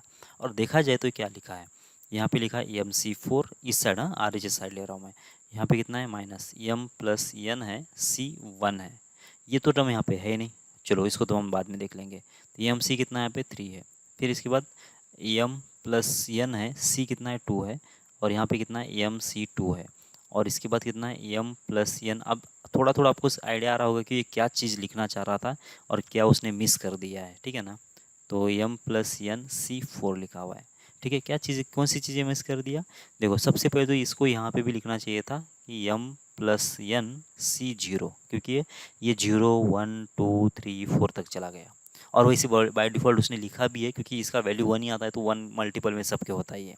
और यहाँ पे भी उसने एक चीज़ मिस कर दिया, क्या, यहाँ पे मल्टीपल में 1 है, और वो चीज़ क्या है, ये चीज़ है शायद ये वाला, ये कैसे, MC 0 से स्टार्ट हो रहा था ना, 0 3 2 1, और इसके बाद 0 होना चाहिए, मतलब MC 0 वाली टर्म यहाँ पे है, ठीक है। अब देख लो, ये 0 से स्टार्ट होके 4 तक चला गया और ये 4 से स्टार्ट करके 0 तक चला गया। मतलब अभी जो हमने पहला वाला जो रूल बोला था ना, ये वाला, कौन सा, ये जो पहला वाला रूल देखा था हमने, ये अब ये सेटिस्फाइड हो रहा है। ये कितना, ये 0 से स्टार्ट होके आर तक चला गया एक टर्म, और एक आर से स्टार्ट होके 0 तक आ गया। देखो ना, ये आर से स्टार्ट होके 0 तक गया होगा। देखो यहाँ पे 0 तक चला गया और ये 0 स्टार्ट होके आर तक चला गया। मतलब दोनों की एडिशन अभी भी कांस्टेंट है। ठीक है ना, ये इस सेंस का ये प्रॉब्लम है वैसे। ठीक है ना, तो आप देख लो इसका मतलब क्या होता है। उसने तो क्या है कि इसको खोलने के लिए तो मना कर दिया, तो खोलेंगे भी है भी नहीं हम लोग, वैसे भी इसको खोलने वाले थे भी नहीं। इसको खोलना मतलब उतना ईजी भी नहीं है। ठीक है ना, तो हम लोग क्या कर लेते हैं कि m+1c0 को, ये क्या चीज़ है वो लिख लेते हैं। तो ये क्या चीज़ है, तो वन प्लस नहीं, वन प्लस लिखो, वन माइनस लिखो तो चलेगा। तो 1 माइनस एक्स का पावर कितना है, m+n के अंदर का ये कोएफिशिएंट है। क्यों मैं ये जो 1 है ना, ये 1, ये -1 के साथ, माइनस के साथ मर्ज कर रहा हूँ। ठीक है, ये 3 से भी चल जाएगा, कोई दिक्कत नहीं है। तो इसको मैं ऐसा लिख रहा हूँ कि प्लस, और यहाँ पे लिख देता हूँ -1 का पावर 1 ऐसा। फिर ये तो प्लस ही है, तो ये इसको प्लस लिख के यहाँ पे लिख दूंगा -1 का पावर कितना, 3 ऐसे, बराबर ना। तो ऐसा तो कितना होगा फिर, 1 माइनस इसका पावर m+n ही है, इंटू अब दूसरा mc4 है। इसका मतलब 1 + x, इसका तो साइन अब हमने हटा दिया था माइनस, तो अभी सारे प्लस में बच गए। तो 1 + इसका पावर कितना होगा, m होगा। अब इसके अंदर किसका कोएफिशिएंट है वो आपको ढूंढना है।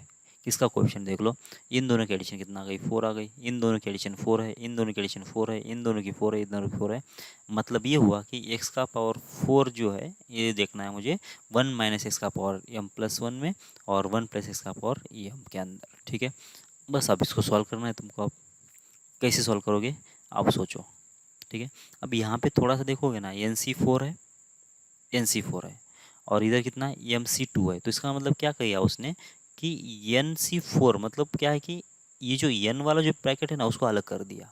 तो हम भी अलग कर देते हैं। कैसे करेंगे, 1 माइनस एक्स, इसका पावर कितना हो जाएगा, n हो जाएगा। और यहाँ पे 1 माइनस एक्स का पावर m है और 1 + एक्स का पावर m है। थोड़ा सा अगर दिमाग लगा रहे हो तो ये हो जाएगा 1 माइनस एक्स का पावर 2, और इसका ब्रैकेट का पावर हो जाएगा m। और इसके अंदर तुमको चाहिए x का पावर 4। और इस टाइप के जो कोएफिशिएंट्स की प्रॉब्लम मैंने कैसे बोला था कि जो बड़ा पावर होता है ना x का, जिसमें बड़ा पावर होता है उसको पहले एक्सपांड कर दो। क्यों, ऐसा करने से क्या होगा कि x⁴ उसके अंदर बहुत जल्दी से मिल जाएगा। तुम जब इसको एक्सपांड करोगे तो क्या होगा कि मुझे 5 टर्म लिखना पड़ेगा। लेकिन इसको जब एक्सपांड करोगे तो ये पहली टर्म, दूसरी टर्म और तीसरी टर्म है, क्योंकि x⁴ तो तीसरे टर्म में आएगा। तो मतलब इसको 3 टर्म में निपटा सकते हैं हम लोग। तो इसका एक्सपांशन कर लिया तो कितना आ जाएगा, ये MC0 माइनस इधर से कितना आएगा, MC1 इंटू होगा x² प्लस कितना आ जाएगा, MC2 और इंटू हो जाएगा x का पावर 4। आगे लिखने की कोई ज़रूरत नहीं है क्योंकि मुझे x⁴ ही चाहिए था इन दोनों के बीच में। तो बस इतना है, इतने से काम चला लूँगा मैं अभी। 1 माइनस एक्स का पावर इधर कितना है, n के बराबर है। ओके, आप क्या कर लो, x का पावर 4 चाहिए मुझे इसके अंदर, मतलब इसके अंदर। तो तुम MC0 के साथ किसको मल्टीप्लाई करोगे, तो MC0 यहाँ पे अगर आ गया है तो यहाँ पे कितने x कवर हो चुके हैं, एक भी x कवर नहीं हुआ। मतलब यहाँ पे प्लस है शायद, हाँ? ये प्लस है, ये प्लस नहीं नहीं माइनस ही, सॉरी ये माइनस ही है। तो ये एक एक भी जीरो नहीं आया यहाँ से, तो सारे जो सॉरी एक भी एक्स नहीं आया यहाँ से, तो सारे एक्स यहाँ से आने वाले हैं। तो कितने एक्स लाना है, 4 एक्स लाना है। तो क्या होगा वो NC4 होगा और माइनस एक्स का पावर कितना होना चाहिए, 4 होना चाहिए। वैसे भी x⁴ का क्वेश्चन देखना है तो क्या एक्स तो उड़ा ही दो ना, -1 का पावर 4 ही होगा ना ये तो सीधा सीधा। ओके, ये होगा माइनस, ये होगा यहाँ का माइनस। और यहाँ पे कितना है, ऑलरेडी ये कोएफिशिएंट है MC1। और कितने एक्स कवर हो गए, 2 एक्स कवर हो गए। तो 2 एक्स कहाँ से लेके आओगे तुम, यहाँ से लेके आओगे। और उसका कोएफिशिएंट कितना होना चाहिए, NC2 और -1 का पावर कितना होगा, 2 होगा। फिर उसके बाद यहाँ से कितना आ गए, MC4 बराबर ना, कितने एक्स आ गए, चारों के 4 आ गए। यहाँ से कितना लेके आओगे, एक भी नहीं, मतलब 0। तो NC0 हो गया ये। ठीक है, अब देखो कितना है ये, देखो ये हो MC0 तो होता है कितना, 1 ही होता है। तो NC4 हो गया ये। और ये कितना है, -1 का पावर 4 तो कुछ है नहीं। और यहाँ पे कितना, -1 का स्क्वायर भी कुछ है नहीं। तो ये हो जाएगा -MC1 और होगा NC2। और इस साइड से कितना आ जाएगा, MC4 आ जाएगा। क्या यही आंसर ऊपर था क्या, वो एक बार कंफर्म कर लो। तो NC कितना, NC4 है, MC2 है, NC4 है, MC2 है, 2 है। कुछ गड़बड़ है, कुछ गड़बड़ है। अच्छा ये गड़बड़ है। देखो इस साथ तुम मल्टीप्लाई करो ना, MC2 के साथ तो यहाँ पे भी 2 आना चाहिए ना भाई। ठीक है, तो MC2 इंटू हो जाएगा NC0। तो एक तो कितना आएगा यहाँ पे NC4 प्लस आ जाएगा MC2 जो कि यहाँ पे दोनों भी है, और माइनस में MC1 NC2 है, माइनस में MC1 NC2, बस हो गया। सही है, आगे पढ़ो। अब थोड़ा सा चेंज करते हैं ट्रैक। अब बाइनोमियल के अंदर मुझे बाइनोमियल लेना है। देखो कैसा इंटरेस्टिंग है अभी चीज़। देखो पहले तो इसको एक्सपांड करके देख लो क्या हो रहा है। ये आर की वैल्यू 0 रख देंगे इसमें तो होगा NCR। इसके बाद आर की वैल्यू जब 1 रखेंगे तो N+1CR। फिर यहाँ पे n के बदले आर की वैल्यू कितना रख दोगे, 2 रख दोगे तो N+2CR ऐसे। इसके बाद आर की वैल्यू जब 3 होगी तो N+3CR होगा ऐसा। और ये चलते जाएगा, कहाँ तक चल जाएगा, ये चल जाएगा n, ये आर की वैल्यू n और एक n तो n+n मतलब हो जाएगा कितना 2NCR तक चलते जाएगा। ठीक है, NCR plus N1 N+1CR plus N+2CR ऐसा 2NCR तक, मतलब N+NCR तक चला जाएगा। ठीक है, अब ये बाइनोमियल इनसाइड बाइनोमियल क्यों बोला इसमें, ठीक है ना, अब समझ में आएगा। देखो सबसे पहले तो ये क्या दिख रहा है कि x का पावर 4 ही है, किसके अंदर है, जिसका इंडेक्स n है उसके अंदर, और टर्म क्या होना चाहिए 1 + x का पावर n होना चाहिए। ठीक है, यहाँ पे ये भी क्या है, x का पावर 4 ही है, लेकिन किसके अंदर है 1 + x का पावर n+1 के अंदर है। ये किसके अंदर है 1 + x का पावर n+2 के अंदर x का पावर 4 है। सिमिलरली यहाँ पे भी 1 + x का पावर n+3 के अंदर x का पावर 4 x का पावर आ रहा है। मतलब सारे जो टर्म्स है ना, सारे टर्म तो x का पावर 4 ही है, सारे टर्म्स x का पावर 4 ही है। किसके इसके अंदर है वो निकाले थे आप। ये इसके किसके अंदर है 1 + x का पावर n। ठीक है, ये दूसरा टर्म किसके अंदर है 1 + x का पावर कितना n+1। फिर 1 + x का पावर कितना n+2। फिर 1 + x का पावर कितना n+3। और ऐसे ही चलते जाएगा कहाँ तक, ये चलते जाएगा 1 + x का पावर कितना 2n। ठीक है ना, ओके, तो बस ऐसा होगा। अब इसके बाद क्या करोगे तुम, इसके बाद क्या करोगे, बस अब इसको सॉल्व करना है। अब ये तो जीपी बन गया ना सीधा सा, जीपी का समेशन कर लो, और जीपी का समेशन करने के बाद उसके अंदर एक्स का पावर आर देख लो, बात खत्म हो गई वहीं पे। ठीक है ना, तो जीपी का समेशन कैसे आएगा, देखो कितने टर्म्स है, 0 से लेकर n तक है, बराबर ना, n से लेकर 2n तक है, n से लेकर 2n तक है, मतलब n+1 तक, तो n+0 से लेकर n+n तक, मतलब n+1 टर्म्स है। ठीक है, तो समेशन कैसे आएगा, देखो समेशन कैसे आएगा, जीपी का समेशन कैसा होता है, ये कांस्टेंट यहाँ पे रहेगा r का power n -1 divide by r -1। सही है ना, ऐसा होता है ना। तो यहाँ पे ये क्या है, ये कौन सा है, तो 1 + x इसका पावर कितना है n, ये है तुम्हारा a। ठीक है, और r कौन सा है, r देखो कौन सा है 1 + x, ये है r, और इसका पावर कितना करना पड़ेगा n+1 करना पड़ेगा, -1 होना चाहिए, और टोटल डिवाइड बाय कितना आएगा r -1।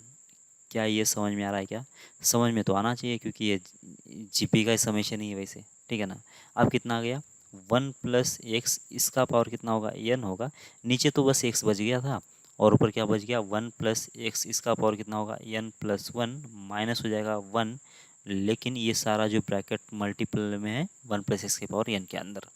ओके, और ये बहुत ही इम्पोर्टेंट चीज़, यहाँ पे x जो है वो डिवीजन में है 1/x। ठीक है, तो यहाँ पे आ जाएगा 1/x।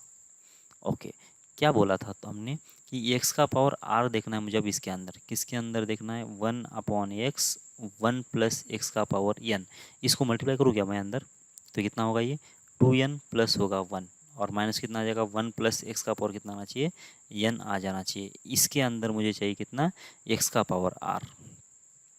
पहले तो समझ लो ये बराबर है क्या, शांति से। ओके, अब इसके बाद x का पावर जब r ढूंढ रहे हो ना तुम, x का पावर r ढूंढ रहे हो, ठीक है, तो r कैसे नहीं, यहाँ से इसके इस पूरे अंदर, इस पूरे झमेले के अंदर है, कितना ढूंढ रहे हो x का पावर r ढूंढ रहे हो, बराबर ना।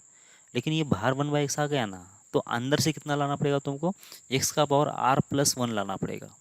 इसके अंदर से कितना लाना पड़ेगा तुमको x का पावर r+1 लाना पड़ेगा, तब जाके नीचे वाला एक x कैंसिल होकर x का पावर r मिलेगा। तो तुमको इसके अंदर से भी x का पावर r+1 चाहिए, और इसके अंदर से भी x का पावर r+1 चाहिए। तो इसका मतलब ये हुआ कि 2n+1 c r+1 ये होगा इधर से, और इधर से कितना आ जाएगा n c r+1 ये होगा इस साइड से। तो ये होगा तुम्हारा इसका आंसर।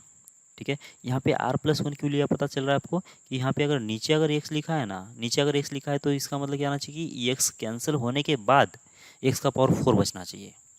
ठीक है, तो वो तो तभी पॉसिबल है जब अंदर से 1 + x का पावर r+1 आ जाए। तो उसका क्वेश्चन कितना होगा 2n+1c r+1 और n c r+1, ऐसा ही होगा ना। बात समझ में आ रही है क्या आपको? ठीक है, ओके। ये तो था पहला मेथड। लेकिन इस टाइप के जो प्रॉब्लम थे ना हमने ऑलरेडी कर लिया है, अगर याद आ रहा हो तो। ठीक है, ये हमने इसी चैप्टर में किया था जब हमने इसका कोएफिशिएंट देखा था, ऐसा ही कुछ x⁴ है कुछ ऐसा समथिंग देखा था, x⁴ ऐसा कुछ देखा था। तो ऐसे ही मतलब ऊपर का एक एक एक बढ़ते जा रहा था, नीचे गया था कांस्टेंट था, ऐसा एक समेशन आया था, अगर याद आ रहा हो आपकी याददाश्त अगर अच्छी हो तो। ठीक है, तो उसके लिए हमने क्या किया था पता है क्या? हम उसके लिए कर रहे थे ये चीज़ कि इसमें कुछ इसको हटा के या फिर इसके बदले हमने कुछ ऐड कर लिया था इसके अंदर। और वो ऐड करने से हुआ था क्या कि ये दोनों टर्म जो है ना मर्ज हो रही थी। मतलब क्या, दो लगातार टर्म्स की बात चल रही है, दो लगातार टर्म्स हमने क्रिएट किया था। कैसे? देखो, अगर तुम्हारे पास ऐसा होता है NCR+NCR-1, अगर ऐसा होता है तो इसको क्या बोलते हो तुम? दो लगातार टर्म्स बोलते हो। दो लगातार टर्म्स होते हैं ना, तो इसका समेशन कैसे आएगा? समेशन कैसे आएगा? तो इन दोनों में से मतलब n+1 में से क्या, n और n में क्या होगा कि एक ऐड होगा, ये दोनों सेम थे तो ये एक ऐड होगा, और नीचे जो बड़ा है ना दोनों में से वो रहेगा, तो n+1CR होगा ऐसा। तो NCR+NCR-1 इसका जो समेशन रहेगा, n में एक ऐड कर दो, दो लगातार टर्म का एडिशन, n में एक ऐड कर दो, और दोनों में से जो नीचे बड़ा है वो नीचे लिख दो। ठीक है, ये तो मैंने बहुत बार अभी बोल दिया है तो आपको ये याद आया होगा। अगर याद नहीं आया है तो आपके नाम से ज़्यादा याद रहना चाहिए आपको। ठीक है, ओके। अब वही चीज़ यहाँ पे लगाते हैं। ठीक है, अब ठीक है ना। तो अब देखो यहाँ पे क्या ऐड करोगे तुम, तो ये मर्ज हो जाएगा चीज़। ये मर्ज होने के लिए देखो दो लगातार टर्म क्रिएट करना पड़ेगा आपको। तो दो लगातार टर्म तो मैं ऐसे ही कर सकता हूँ कि NCR-1 भी कर सकता हूँ या फिर NCR+1 भी कर सकता हूँ। ठीक है, लेकिन जब R-1 करूँगा ना तो क्या होगा कि n+1CR बनेगा और इसका डबल बन जाएगा ये। ठीक है, और इसका ये मर्ज नहीं होगा। तो इसलिए मुझे क्या करना पड़ रहा है कि R+1 करना पड़ रहा है। अब ये R+1 क्यों करना पड़ रहा है अगर अभी समझ नहीं आ रहा है तो अभी जो मैं सॉल्व करूँगा तो समझ में आएगा। ठीक है, ये मेथड सेकंड की बात कर रहा हूँ, 2 मेथड। ये पहली मेथड तो वैसे है ही, ये ऐसे ही आंसर निकाल दिया हमने। कितना आ गया 2n+1CR-1 R+1 माइनस NCR+1, ये तो आंसर निकल गया अभी यहाँ से। ठीक है, लेकिन मैं दूसरी एक मेथड बोल रहा हूँ इसको मर्ज करने वाली। तो मैंने क्या किया कि मेरे खुद के तरफ से NCR+1 को ऐड कर दिया। अगर मेरे तरफ से इसको ऐड कर दिया है तो मैं वसूल भी करूँगा ना, तो मैंने ये इधर वसूल भी कर दिया। NCR+1 को ऐड कर दिया, NCR+1 को सब्ट्रैक्ट भी कर दिया। ठीक है, अब ये दो जो चीज़ें हैं, ये दो चीज़ें क्या है, ये लगातार मतलब दो कॉन्जिक्यूटिव बाइनोमियल कोएफिशिएंट्स है क्या, NCR+1 NCR, बिल्कुल। तो इन दोनों का एडिशन कितना आएगा बोलो? इन दोनों का एडिशन आ जाएगा, ऊपर में एक ऐड होगा n+1 और नीचे जो बड़ा है कौन है, R+1 है। ठीक है, ऐसा बन गया, इन दोनों का एडिशन आ गया। अब इन दोनों को तुम चेक कर लो, इन दोनों को चेक करो कैसा है। ये n+1 ऊपर है, n+1 ऊपर है, नीचे R+1 है, नीचे यहाँ पे R है। तो क्या ये दो लगातार बाइनोमियल कोएफिशिएंट्स हो रहे हैं क्या? बिल्कुल, ये भी हो रहा है। तो इसका एडिशन कितना आएगा, जो ऊपर जो भी नंबर है ना उसमें एक ऐड करना पड़ेगा तुमको। तो कर लो एक ऐड, कितना हो गया फिर ये बन जाएगा n+2c, और दोनों में जो बड़ा है वो नीचे आएगा, r प्लस कितना होगा 1 होगा। अब फिर से देख लो, ये दोनों लगातार टर्म्स है, बिल्कुल है। इसका मतलब इसका फिर से एडिशन होगा कितना, ये होगा n+3c होगा r+1। मतलब आपको दिखाई दे रहा है क्या होने वाला है, क्या हो रहा है। तो देखो जब इन दोनों की जब एडिशन हो गया ना तो ऊपर जो भी इंडेक्स था उसमें एक ऐड हो गया और नीचे r+1 आया। ठीक है, अब इन दोनों की जब एडिशन होगी ना तो ऊपर जो भी नंबर था इंडेक्स था उसमें एक ऐड हो गया और R+1 नीचे आ गया। सेम यहाँ पे भी वही होगा, यहाँ पे n+2 था तो n+3 हो गया और नीचे R+1 आ गया। अब इसको आंखें बंद करके लिख दो, फिर ये कितना बनने वाला था, n+4c R+1 बनने वाला था। तो ऐसे करते करते जाएंगे तो लास्ट में यहाँ पे जो ये भी नंबर का कोई ना कोई पीछे बनेगा ना इसका लगातार टर्म, तो उसमें क्या बनना चाहिए था फिर ये 2n+1, क्योंकि ऊपर एक बढ़ेगा नीचे कितना होना चाहिए, R+1 होना चाहिए, नीचे भी बढ़ेगा और ऊपर भी बढ़ेगा, इन शॉर्ट।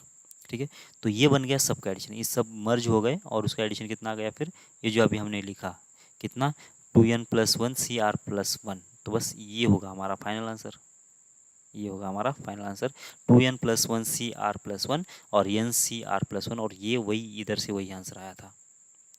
ठीक है, देखो अभी ये क्वेश्चन कर लेते हैं। इसमें क्या लिखा है देख लो, ध्यान से देख लेना। N C zero two N C N है, माइनस एन सी वन है, two N minus one C N है, एन सी टू है, two N minus two C N है। अब इस वाले प्रॉब्लम में और जो पहले वाला जो प्रॉब्लम था ना ये वाला, इसमें इसमें अब डिफरेंस है। क्या डिफरेंस है देख लो। यहाँ पे इस वाले प्रॉब्लम में देखो ना, यहाँ पे एन है, एम है, तो यहाँ पे भी एन है, यहाँ पे एम है, यहाँ पे भी एन है। मतलब ऊपर वाले जो भी टर्म्स है ना, ऊपर वाले वो चेंज नहीं हो रहे, यहाँ पे फिक्स ही है। ठीक है। मतलब लेकिन लास्ट दो प्रॉब्लम में ये जो ऊपर वाले जो टर्म्स थे ना वो चेंज हो रहे। देखो यहाँ पे एन प्लस आर आया था ना, तो यहाँ पे कितना है कि एन है, तो यहाँ पे एन एन प्लस वन है, यहाँ पे एन प्लस टू, यहाँ पे एन प्लस थ्री है। ऐसा तो कभी नहीं हो रहा था ना। अभी क्या हो रहा है कि इसे नीचे चेंज हो रहे हैं, और इसमें भी ऐसा ही है। भले इसमें चेंज नहीं हो रहा है, N C zero, N C one, N C two ये तो कांस्टेंट है, लेकिन ये वाला चेंज हो रहा है, two N minus one, two N minus two, two N ऐसा ही है ना। तो ऐसे वाले केस में तुम क्या करोगे फिर, जो भी चेंज हो रहा है उसके लिए तुम क्या करोगे, उसका एक मतलब एक ये बना लोगे, मतलब बायनोमियल कोएफिशिएंट बना लोगे। बायनोमियल उसका बायनोमियल में बायनोमियल के टर्म में लिखोगे ना, बराबर। मतलब वन प्लस एक्स का पावर एन ऐसा लिख दोगे उसके बदले, जो भी चाहिए उसमें। ठीक है। देखो ये एक चीज़ तो साफ साफ है, ये जो चीज़ है ना, टू एन सी एन, ये क्या है, वन प्लस एक्स का पावर कितना, टू एन। इसके अंदर क्या है, ये एन का एक्स रेस टू एन का कोएफिशिएंट है। ये चीज़ क्या है, ये भी वही है, वन प्लस एक्स का पावर कितना, टू एन माइनस वन के अंदर एक्स का पावर एन का कोएफिशिएंट है। सिमिलरली ये चीज़ क्या है, ये भी वही है, वन प्लस एक्स इसका पावर कितना, टू एन माइनस टू के अंदर एक्स का पावर एन का कोएफिशिएंट है। और यहाँ पे ये जो लिखा है वो भी क्या है कि वन प्लस एक्स का पावर कितना, एन के अंदर किसका कोएफिशिएंट है, एक्स टू एन का कोएफिशिएंट है। मतलब क्या है कि ये एक्स टू एन का कोएफिशिएंट देखना है मुझे किस में। देखो ये एन सी जीरो लगा दो यहाँ पे, फिर माइनस लगा दो यहाँ पे एन सी वन, फिर लगा दो यहाँ पे एन सी टू, और यहाँ पे लगा दो जो भी है ये होगा माइनस वन का पावर एन, और यहाँ पे लगा दो एन सी एन। अब इसके अंदर क्या है कि ये एक्स रेस टू एन है। सही है क्या देख लो आप। इस पूरे ब्रैकेट के अंदर, इस पूरे समेशन के अंदर क्या है कि एक्स रेस टू एन जब ढूंढोगे तो ये वाली ऊपर वाली सीरीज बन जाएगी। सही है क्या। देखो एन सी जीरो तो कांस्टेंट है, इसके अंदर एक्स रेस टू एन कितना आएगा, टू एन सी एन आएगा। माइनस एन सी वन तो कांस्टेंट है, ये क्या टर्म बन गया, वन प्लस एक्स का power two N minus one बनेगा। ठीक है। तो इसका अंदर एक्स रेस टू एन का कोएफिशिएंट कितना, two N minus one C N बनेगा। इसमें two N minus two C N बन जाएगा, ऐसा ना। तो सारे में मिल रहा है ना ऐसा। ओके। तो एक्स रेस टू एन का कोएफिशिएंट बनेगा इसके अंदर। ठीक है। अब देख लो इसमें क्या है। देखो वन प्लस एक्स का पावर एन जो है ना सब में कांस्टेंट है क्या। तुमको निकालना क्या है कि वन एक्स का पावर एन निकालना, ये बात सही है, लेकिन इस सभी के अंदर वन प्लस एक्स का पावर कितना, एन जो है वो कांस्टेंट है। इसको पहले बाहर निकाल दो ताकि आपको ये अच्छे से समझ में आ जाए। तो एन सी जीरो हो जाएगा, वन प्लस एक्स इसका पावर कितना आ जाएगा एन।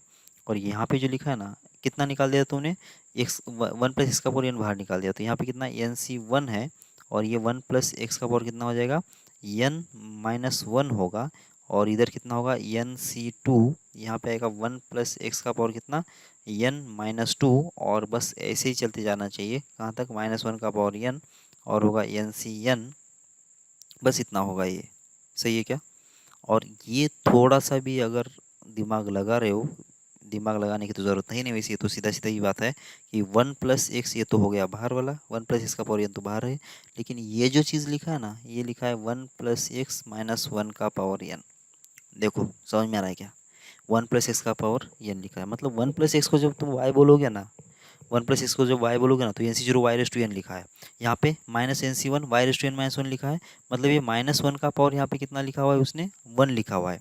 यहाँ पे माइनस वन का पावर टू लिखा है, यहाँ पे माइनस वन का पावर एन लिखा है ना।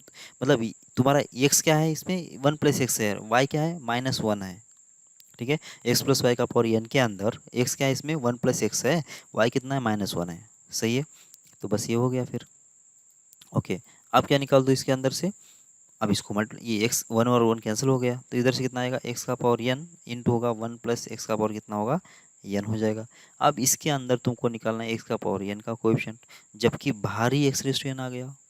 जब भारी एक्स रेस टू एन आ गया तो इधर से क्या निकालोगे तुम फिर, अब कांस्टेंट ही ना। इधर से कांस्टेंट निकालोगे तब जाके एक्स रेस टू एन होगा ना। अगर इसमें से एक भी एक्स निकालोगे तो टोटल मिला कितना होगा फिर, एक्स का पावर एन प्लस वन का कोएफिशिएंट होगा, लेकिन तुमको चाहिए कि इतना एक्स का पावर एन चाहिए। ठीक है। तो इसका मतलब इसमें से कांस्टेंट टर्म क्या होगी, इसको जब मल्टीप्लाई करोगे तो इसी में एक्स रेस टू एन क्या आएगा, इसका कोएफिशिएंट आ जाएगा। और एन सी जीरो कितना होता है, वो तो वन होता है, और शायद इसने वन ही बोला था, देखो वन ही आया। ठीक है। मतलब दिमाग का काम है आंसर तो तुम्हारे एक ही स्टेप में आंसर आएगा। ठीक है, बस ये समझना चाहिए कि ये टर्म आ रही कहाँ से है। ठीक है, दो चीज़ें हैं, एक तो ये अगर ये फिक्स होता है तो दूसरी तो बहुत इजी सॉल्यूशन है आपके पास। मतलब डायरेक्ट क्या करोगे, ऊपर का एडिशन डिवाइड बाय नीचे जो कांस्टेंट रहा था उसका, डिवाइड बाय नहीं, ऊपर का जो एडिशन है सी, नीचे जो कांस्टेंट एडिशन आ रही है वो, ऐसा, या 7C3 इस टाइप का, बराबर। एक तो ये तरीका है। अगर इसमें कोई ऊपर के जो इंडेक्स अगर चेंज हो जाता है, ऊपर के इंडेक्स चेंज हो रहे, इसका मतलब ये हुआ, ऊपर का इंडेक्स अगर चेंज हो रहा है इसका मतलब ये हुआ कि वो ऐसे नहीं करना है सॉल्व, कैसे सॉल्व करना है, फिर इस टाइप से सॉल्व करना है, मतलब जिसके ये किसका कोएफिशिएंट है किसका कोएफिशिएंट है वो ढूंढना है। इसमें भी वही करना था हमको और इसमें ऊपर में भी वही किया था। चलो, तो आपके लिए कुछ प्रॉब्लम है यहाँ पे सॉल्व करने के लिए। तो NC0 है, NC2 है, NC1 है, NC3 है, 0 1 2, ओके, 2 3 4 चलेगा, ये आपको ये आ जाना चाहिए वैसे। NC0 NC2 plus 2 × NC1 NC3 general term निकालो, इस आर को इसके अंदर मर्ज करना पड़ेगा आपको। ठीक है, ट्राई कर लो इसका आंसर, मैं अगली वाली क्लास में इसको इंक्लूड करूँगा, ठीक है ना, कल वाली क्लास में। ओके, इसके बाद 100C0 है, 100C2 है, इसको भी ट्राई कर लेना आप अगर पॉसिबल है तो। ठीक है ना, थोड़ा सा मतलब दिमाग लगाना है, लेकिन मतलब ये जो हमने पढ़ाया था उससे आउट ऑफ बॉक्स जाना पड़ेगा आपको, लेकिन ट्राई तो कर लो, आ जाता है क्या। ठीक है, ये वाला आपको आ जाना चाहिए, find the coefficient of x⁻50। बाकी ये दो का मतलब इसमें तो थोड़ा और भी ज़्यादा दिमाग लगाना पड़ेगा फिर आपको, मतलब थोड़ा सा मतलब और ही है ये प्रॉब्लम। इसमें ये भी आ जाना चाहिए, इसमें ये वाला प्रॉब्लम और ये वाला प्रॉब्लम। x⁻50 जो है ना, इसका कोएफिशिएंट निकालना, ये आपको आना ही चाहिए किसी भी हाल में, क्योंकि ये शायद AGP टाइप का कुछ सीरीज बन रहा है। तो पहले इसका सीरीज का एडिशन कर लो, बाद में x⁻50 निकाल दो। ठीक है, ओके, ये वाला भी बहुत मस्त है क्वेश्चन आप अगर, लेकिन ये भी, ये वाला क्वेश्चन और ये वाला क्वेश्चन थोड़ा सा हट के क्वेश्चन सही है। ट्राई करना है तो ट्राई कर लो, नहीं हो रहा है तो मैं अगली वाली क्लास में इंक्लूड कर लेता हूँ। ठीक है, जय भारत, मिलते हैं अगली क्लास में।